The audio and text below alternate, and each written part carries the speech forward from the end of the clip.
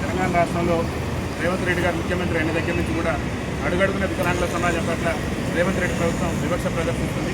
ముఖ్యంగా తెలంగాణ రాష్ట్రంలో 2024లో తెలంగాణ రాష్ట్ర ప్రభుత్వం నిర్వహించినటువంటి BSc ఎగ్జామ్లో మరి ఏదైతే ఈ వికలాంగుల విద్యార్థులకు సంబంధించి బోధించే ఉపాధ్యాయులు ఉన్నారో స్పెషల్ బీఈడి అభ్యర్థులకు సంబంధించి తెలంగాణ రాష్ట్ర ప్రభుత్వం పూర్తి స్థాయిలో అన్యాయం చేసింది.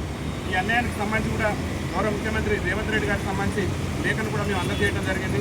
ఎందుకంటే సుప్రీంకోర్టు జడ్జిమెంట్ ప్రకారం ప్రతి పాఠశాలల్లో మరి వికలాంగులు బోధించడానికి స్పెషల్ బీఈడి టీచర్లు అది ప్రాథమిక పాఠశాల కానివ్వండి ఉన్నత పాఠశాలలో కానివ్వండి ఖచ్చితంగా వికలాంగులు బోధించేటటువంటి ఉపాధ్యాయులు ఉండాలని చెప్పేసి సుప్రీంకోర్టు నిబంధనలు ఉన్నప్పటికీ కూడా మరి రాష్ట్ర ప్రభుత్వం 2024లో చేపట్టినటువంటి BSc నియామకాల్లో స్పెషల్ బీఈడి అభ్యర్థులకు 100% రిక్రూట్మెంట్ చేయాల్సి.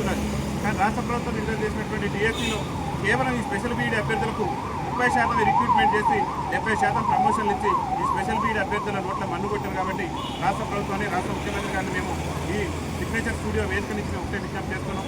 దయచేసి వికలాంగుల పిల్లలకు బోధించేటటువంటి ఉపాధ్యాయ నియామకాలు అయితే రాష్ట్రంలో జరగాలి. ఖచ్చితంగా ప్రతి గ్రామంలో కూడా ప్రతి ఏ పాఠశాలలో అయినా సరే వికలాంగులకు బోధించేటటువంటి ఉపాధ్యాయులు అవసరం. కాబట్టి రాష్ట్ర ముఖ్యమంత్రి రేవంత్ రెడ్డి గారు దూరదృష్టితో ఆలోచించి ఈ స్పెషల్ బీఈడి అభ్యర్థులు ఆల్రెడీ ఎగ్జామ్ రాసి 2024లో BSc రాసి ఎగ్జామ్లో మెరిట్ సాధించి ఉన్నటువంటి అభ్యర్థులను నేటి వరకు కూడా ఉద్యోగాలకు మరి తీసుకోకుండా ప్రభుత్వం కావాలని చెప్పి ప్రమోషన్ల పేరుతోని మరి ఈ యొక్క స్పెషల్ బీఈడి అభ్యర్థులను మోసం చేసే ప్రయత్నం చేస్తుంది. కాబట్టి మేమేమంటున్నటువంటి రాష్ట్ర ప్రభుత్వాన్ని సుప్రీంకోర్టు ఆర్డినెన్స్ అదేవిధంగా మరి సుప్రీంకోర్టు మరి మాజీ సుప్రీంకోర్టులో రజనీష్ కుమార్ పాండే జడ్జిమెంట్ నిబంధనల మేరకైన రాష్ట్రంలో ఉన్నటువంటి ప్రతి ప్రాథమిక ఉన్నత పాఠశాలలో కూడా స్పెషల్ బీఈడి టీచర్లు కేటాయించాలని చెప్పేసి రాష్ట్ర ముఖ్యమంత్రి రేవంత్ రెడ్డి గారు కోరుతూ మొన్న జరిగినటువంటి 2024 DScలో ఎవరైతే క్వాలిఫై ఉండి ఎవరైతే మెరిట్ స్కోర్ సాధించున్నటువంటి స్పెషల్ బీఈడి అభ్యర్థులు ఉన్నారో వాళ్ళందరికీ కూడా నియామకాలు జరిపిన తర్వాతనే రాష్ట్రంలో ప్రమోషన్ల ప్రక్రియను చేపట్టాలని చెప్పేసి రాష్ట్ర ముఖ్యమంత్రి రేవంత్ రెడ్డి ప్రభుత్వాన్ని మేము విజ్ఞప్తి చేస్తున్నాం.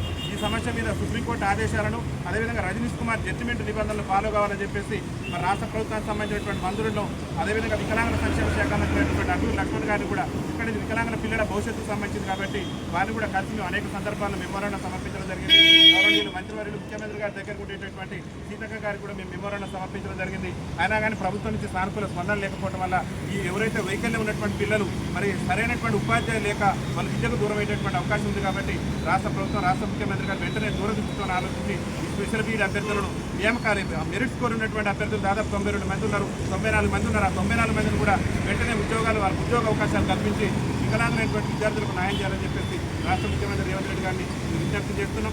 అదేవిధంగా రాష్ట్రంలో వికలాంగుల మీద దాడులు పెరిగిపోతున్నాయి. కాంగ్రెస్ పార్టీ ఎన్నికల మేనిఫెస్టోలో రాష్ట్ర ముఖ్యమంత్రి రేవంత్ రెడ్డి గారే చెప్పినారు. ఏమని చెప్పారంటే మేము అధికారంలోకి వస్తే రాష్ట్రంలో వికలాంగుల అట్రాసిటీ చట్టాన్ని సమర్థవంతంగా అమలు చేస్తారని చెప్పారు.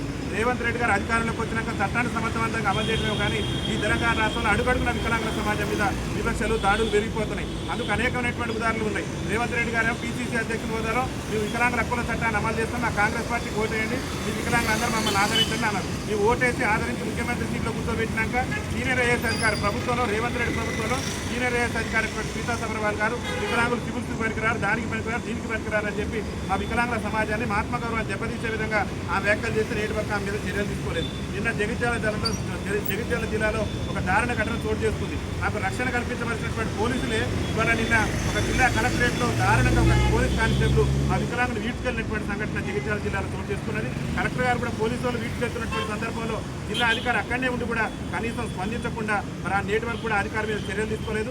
రాష్ట్ర ప్రభుత్వాన్ని ఎందుకంటే హోంశాఖ కూడా శాంతి భద్రతలు పరిరక్షించేటటువంటి శాఖ కూడా రాష్ట్ర ముఖ్యమంత్రి గారి మీద ఉన్నది. రాష్ట్ర ముఖ్యమంత్రి అడుగడుగున వివక్ష ప్రదర్శిస్తుండే వికలాంగుల సమాజం మీద అందుకు అనేకమైనటువంటి ఉదాహరణలు ఉన్నాయి. రాష్ట్రంలో మహిళలకు ఉచిత రవాణా సౌకర్యం కల్పించిన రేవంత్ రెడ్డి గారు ఎన్టీ రామారావు ప్రభుత్వం ఉన్నప్పటికీ కూడా మాకు ఆర్జార్జీ ఉన్నది. నేటి వరకు కూడా వికలాంగుల సమాజానికి ఉచిత రవాణా సౌకర్యం కల్పించకుండా మా సమాజం పట్ల వివక్ష ప్రదర్శిస్తూనే ఉన్నాడు. పక్కనున్న తమిళనాడు రాష్ట్రంలో వికలాంగులకి పంచాయతీ ఎన్నికల్లో కూడా రిజర్వేషన్ కల్పించారు. అక్కడ నామినేటెడ్ పోస్టుల్లో వికలాంగులకు అవకాశం కల్పించారు. మేము అధికారంలోకి వస్తే మాకు మెజార్టీ పార్లమెంట్ స్థానాలు వస్తే తెలంగాణ పంచాయతీ ఎన్నికల్లో వికలాంగులకు మేము రాజకీయ రిజర్వేషన్ కల్పిస్తాం, వికలాంగులకు రాజకీయ అవకాశాలు కల్పిస్తామని చెప్పారు. మరి దాదాపు ఏడాది 2 సంవత్సరాల దగ్గర పడింది ప్రభుత్వం వచ్చి ఇంతవరకు కూడా వికలాంగులకు రిజర్వేషన్ కల్పించాల్సిన మీరు ప్రభుత్వం చర్యలు తీసుకోలేదు. కాబట్టి రాష్ట్ర ముఖ్యమంత్రి రేవంత్ రెడ్డి గారిని ఒకటే దేశంగా విజ్ఞప్తి చేసేది ముఖ్యంగా ఈ స్పెషల్ బీఈడి కోర్సు చేసినటువంటి అభ్యర్థులు ఎవరైతే ఉన్నారో వాళ్ళందరూ కూడా ఉద్యోగ నియామకాలు జరిపి వికలాంగుల పిల్లలకు ఉపాధ్యాయులు అందుబాటులో ఉండే విధంగా రాష్ట్ర ప్రభుత్వం చర్యలు తీసుకోవాలి. ముఖ్యంగా ఈరోజు మేము ఇవాళ కమిషనరేట్ విద్యాశాఖ కమిషనరేట్కి వచ్చిన ప్రధాన ఉద్దేశం కూడా నవీన్ నికోలస్ గారు ఎవరైతే ఇప్పుడు తెలంగాణ రాష్ట్ర విద్యాశాఖ డైరెక్టర్ ఉన్నటువంటి నవీన్ నికోలస్ గారు కేంద్ర విద్యాశాఖ మంత్రిత్వ శాఖ డైరెక్టర్ ఉన్నప్పుడే మరొక ప్రకటన చేశారు. ఏం చేశారంటే ప్రత్యేక విద్యా టీచర్లు తప్పనిసరి అని పెట్టారు. అంటే ప్రతి ఊళ్ళో కూడా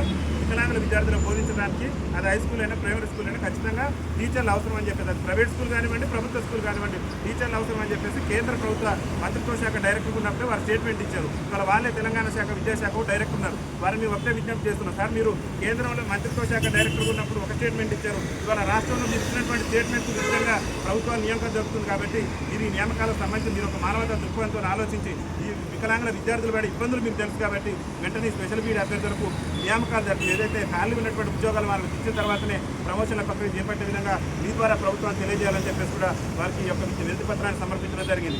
ఇంకా అదేవిధంగా రాష్ట్రంలో వికలాంగుల సమాజం మీద అనేకమైనటువంటి దాడులు పెరిగిపోతున్నాయి కాబట్టి రాష్ట్ర ప్రభుత్వం రాష్ట్రంలో వికలాంగుల అట్రాసిటీ చట్టాన్ని సమర్థవంతంగా అమలు చేసే విధంగా చర్యలు తీసుకోవాలని చెప్పేసి మేము విజ్ఞప్తి